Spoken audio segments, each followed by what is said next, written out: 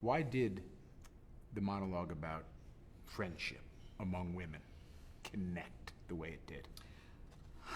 I think that's a great question, probably for greater minds than me, but I was astonished by the number of pieces that were written about that question. I think it has to do with where we are. To circle back to what you were talking about earlier, there is a fundamental loneliness.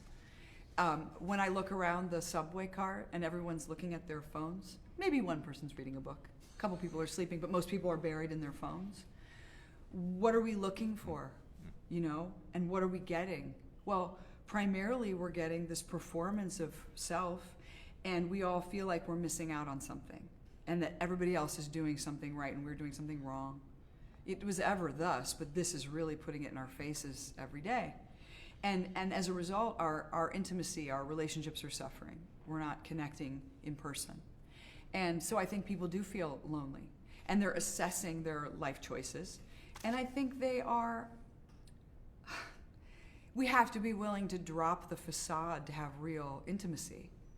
We have to be willing to ask the question, how are you? But also answer it.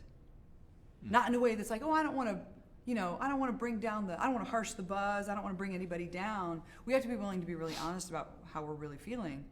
And I think that vulnerability is scary for people.